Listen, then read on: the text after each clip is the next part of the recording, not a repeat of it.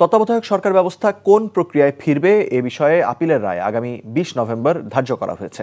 প্রধান বিচারপতি ডক্টর সৈয়দ রেফাত আহমেদের নেতৃত্বে সুপ্রিম কোর্টের ৭ বিচারপতির আপিল বিভাগের পূর্ণাঙ্গ বেঞ্চ ১০ম দিনের শুনানি শেষে রায়ের এদিন ঠিক করেন। এর আগে গত ৬ নভেম্বর আদালতে রাষ্ট্রপক্ষে শুনানি শেষ করেন অ্যাটর্নি জেনারেল মোহাম্মদ আসাদুজ্জামান। গত ২৭শে আগস্ট তত্ত্বাবধায়ক সরকার ব্যবস্থা বাতিলের রায় পুনর্বিবেচনা চেয়ে করা আবেদনের শুনানি শেষে আপিলের অনুমতি দেওয়া হয়।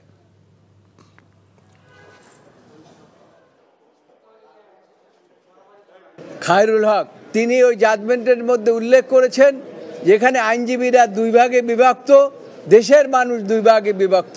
সুতরাং এইটা বিচার বিভাগের দেখার বিষয় নয়। বিচার বিভাগ বিচার করবেন স্বাধীনভাবে এবং বিচার বিভাগ বিচার করবেন নিরপেক্ষভাবে। কিন্তু খায়রুল হক দেশের সর্বোচ্চ আদালতকে রাজনৈতিক উদ্দেশ্যপ্রণোদিতভাবে তিনি ব্যবহার করেছেন। এ বিষয়ে আরও জানতে সরাসরি যোগ দিচ্ছেন আমাদের special correspondent Hasan Jabed high court থেকে।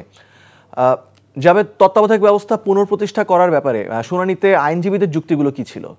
মুশফিক, আজকে ১০তম দিনে তত্ত্বাবধায়ক সরকার ব্যবস্থা ফিরিয়ে আনতে যে করা আপিলটি সেটা শুনানি শেষ হয়েছে। আগামী ২০ নভেম্বর এটার উপর রায় দেওয়ার জন্য দিন ধার্য করেছেন প্রধান বিচারপতি নেতৃত্বাধীন ৭ সদস্যের পূর্ণাঙ্গ বেঞ্চ। মূলত দুইটা বিষয়ে কিন্তু রাষ্ট্রপক্ষ এবং আবেদনকারীরা যে ৫ জন আবেদন করেছেন তাদের বক্তব্য স্পষ্ট। সেটা হচ্ছে তত্ত্বাবধায়ক সরকার ব্যবস্থা সংবিধানে ফিরে আসুক, এবং তত্ত্বাবধায়ক সরকার ব্যবস্থা ফিরে আসলেও আগামী যে ত্রয়োদশ জাতীয় সংসদ নির্বাচন হতে যাচ্ছে ফেব্রুয়ারিতে, সেখানে কিন্তু এই তত্ত্বাবধায়ক সরকার ব্যবস্থা ফিরে আসলেও তার প্রয়োগ করার কোনো সুযোগ নেই। এবং তারাও বলছেন এ ব্যাপারে যেন স্পষ্ট গাইডলাইন থাকে যে চতুর্দশ জাতীয় সংসদ নির্বাচন থেকে তত্ত্বাবধায়ক সরকার ব্যবস্থা ইমপ্লিমেন্ট হবে, কার্যকর হবে এবং সেভাবে পথ চলবে। তারা বলছেন কারণ বর্তমান যে অন্তর্বর্তীকালীন সরকার, এই সরকার কিন্তু কোনো সংসদের মাধ্যমে গঠিত হয়নি, জনগণের আকাঙ্ক্ষার মাধ্যমে, গণ অভ্যুত্থানের মাধ্যমে প্রতিষ্ঠিত হয়েছে। তাদের কাজ হচ্ছে সংস্কার, নির্বাচন এবং বিচার। এই কাজগুলি তারা করবেন এবং তারা চলে যাবেন। তার পরবর্তী নির্বাচন থেকে তত্ত্বাবধায়ক সরকারের অধীনে নির্বাচন হবে। এখন ২০ নভেম্বর রায় দেওয়ার পরেই বোঝা যাবে যে আসলে কি পর্যবেক্ষণ দিয়ে রায়টা দেওয়া হচ্ছে, তখন স্পষ্ট হবে।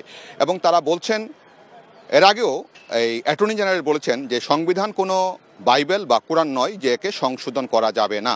তবে সংবিধানের যে মৌলিক কাঠামো, সেই কাঠামোকে পরিবর্তন না করে গণতন্ত্রকে সুসংহত করতে, শক্তিশালী করতে, ভোটাধিকার প্রয়োগ করতে, মানুষের মৌলিক অধিকার রক্ষার্থে এই তত্ত্বাবধায়ক সরকার ব্যবস্থাটা ফিরিয়ে আনা দরকার বলে তিনি জোর দাবি জানিয়েছেন এবং আপিল করেছেন তিনি আপিল বিভাগে। এবং আবেদনকারীরাও কিন্তু একই কথা বলছেন যে গণতন্ত্রটা কেন নষ্ট হয়েছে, ভোটাধিকার কেন নষ্ট হয়েছে, কারণ সংবিধানে ত্রয়োদশ সংশোধনীর মাধ্যমে যে এই তত্ত্বাবধায়ক সরকার ব্যবস্থাটা বাতিল করা হয়েছিল এই আপিল বিভাগকে ব্যবহার করে, তারা বলছেন তাদের ভাষায়। এবং সেই জন্য কিন্তু গত ৩টি নির্বাচন প্রশ্নবিদ্ধ হয়েছে, মানুষ ভোট দিতে পারেনি। এবং তারা বলছেন, যুক্তি দেখিয়েছেন, দিনের ভোট রাতে হয়েছে, ডামি নির্বাচন হয়েছে এবং ভোটবিহীন সংসদ সদস্য নির্বাচিত হয়েছে ১৫৪ জন। এইভাবে তারা তাদের যুক্তি তুলে ধরে এখন যেটা বলছেন যে তত্ত্বাবধায়ক সরকার ব্যবস্থাটা ফিরে আসুক, তারা প্রত্যাশা করছেন আপিল বিভাগ সেটা গ্রহণ করবে এবং তত্ত্বাবধায়ক সরকারের অধীনে আগামী যে নির্বাচনগুলি হবে সেই নির্বাচনগুলি হবে অবাধ, সুষ্ঠু, নিরপেক্ষ, গ্রহণযোগ্য। এইভাবেই তারা তাদের যুক্তি তুলে ধরেছেন। মুশফিক, জানছিলাম তত্ত্বাবধায়ক সরকার ব্যবস্থায় ফিরে যাওয়ার জন্য আপিলের রায়ের দিনক্ষণ নিয়ে সবশেষ খবর।